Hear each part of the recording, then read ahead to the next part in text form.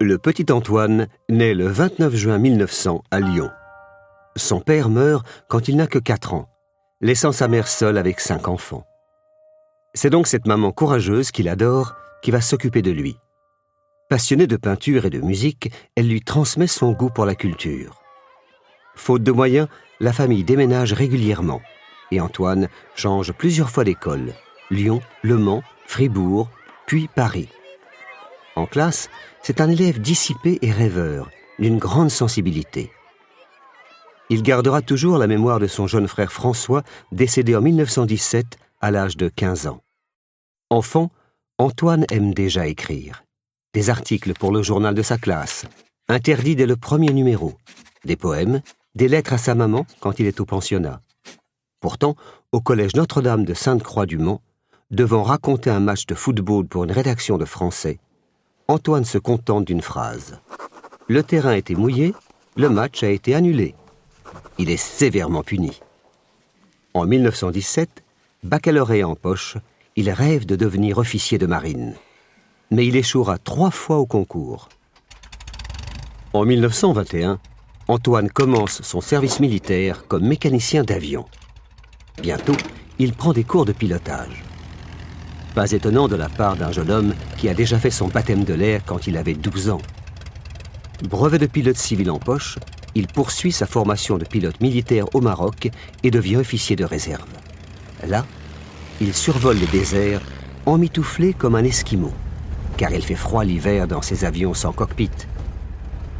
En 1923, un accident, dû à une erreur de manœuvre, le consigne au sol. Durant ces 2 années, il écrit beaucoup et fait des croquis de ses amis. Le jeune homme entre ensuite chez Latécoère, un constructeur d'avions qui a aussi développé une compagnie aérienne pour transporter le courrier, la future Aéropostale. Didier Dora le recrute comme mécanicien, puis comme pilote.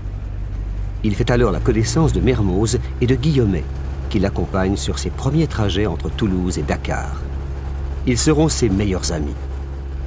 En 1927, il devient chef de poste avec 2 mécaniciens à Cap-Juby au Maroc, qui sert d'escale aux pilotes dans cette région désertique. Antoine apprend l'arabe et écrit son premier roman, Courrier Sud.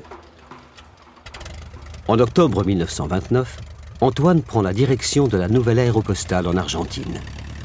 Arrivé à Buenos Aires, il y retrouve ses amis Mermoz et Guillaumet. Les vols sont éprouvants avec la traversée de la cordillère des Andes. Il récupère Guillaumet, accidenté mais sauf, après 5 jours de marche dans les montagnes. Bientôt, il rencontre Consuelo, une jolie jeune femme. Il aime l'emmener en avion et ne tarde pas à lui demander sa main dans une longue lettre d'amour. Il se marie l'année suivante dans la chapelle familiale d'Aguet, dans le sud de la France. Antoine repart ensuite en Afrique. Toutes les expériences qu'il a vécues lui donnent l'énergie et l'envie d'écrire. Après Courrier Sud, ce sera Vol de nuit, un roman qui retrace le quotidien des hommes de l'aéropostale et dont le personnage de Rivière est fortement inspiré par Didier Dora. Il est publié à la NRF, une célèbre maison d'édition française. Grâce à ce livre, l'auteur connaît un succès considérable. Il reçoit l'un des grands prix littéraires français, le prix Femina en 1931. Dans ses ouvrages, Antoine s'interroge sur la morale, les hommes et le sens d'une vie, sujet que l'on retrouve dans son dernier livre inachevé, Citadelle. Antoine a besoin de gagner sa vie, alors il écrit des articles pour plusieurs journaux où il raconte les aventures des pilotes de l'aéropostale et fait des reportages en URSS et en Espagne en pleine guerre civile. Affecté par la disparition en mer de Mermoz aux commandes de la Croix du Sud, il écrit plusieurs articles à son sujet. Antoine sera aussi pilote d'essai d'hydravion, où ouvrira des lignes aériennes pour Air France en Afrique. Cherchant à battre le record aérien Paris-Saigon, il s'écrase dans le désert à la frontière entre la Libye et l'Égypte. Ses jours d'errance lui inspirent un chapitre de Terre des Hommes paru en 1939. Quelle vie mouvementée! En 1939, avec son ami Guillaumet, Antoine décolle en direction de New York. Les 2 pilotes volent sur un Latéocère 521, équipé de 6 moteurs. À peine arrivés, ils repartent pour une traversée de 28 heures avec pour seul incident un moteur en flammes. Avec l'adaptation au cinéma de Vol de nuit, Puis l'énorme succès de la traduction de Terre des Hommes, Antoine est très connu aux États-Unis. Il repart pour New York en 1940 et s'y installe.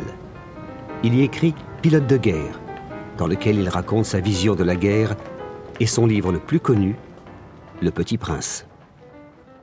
Antoine, qui fait souvent des croquis, dessine un jour un petit bonhomme imaginaire. Après une discussion avec son éditeur à ce sujet, il décide de se lancer dans l'écriture.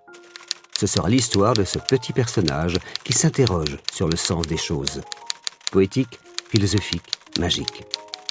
Le livre paraît pour la première fois aux États-Unis en 1942 et ne sera publié en France que 4 ans plus tard. Depuis, Le Petit Prince a été vendu à plus de 150 millions d'exemplaires, édité en quelques 300 langues et dialectes à travers le monde. Il s'agit du 5e livre le plus lu de tous les temps. Depuis quelques années, la Seconde Guerre mondiale fait rage. En 1943, Antoine se rend à Alger, en Afrique du Nord, pour rejoindre les forces françaises libres. Toujours pilote, il fait des vols de reconnaissance. Le 31 juillet 1944, il part de Borgo en Corse pour un vol au-dessus des côtes françaises. Mais il ne reviendra pas. Son avion, un P-38 Lightning américain, disparaît en mer au sud de Marseille, abattu par un avion allemand. Il meurt à 44 ans, en pleine gloire littéraire, seul à bord de son avion. En 1948, il sera reconnu mort pour la France. Une plaque rappelle sa mémoire au Panthéon à Paris.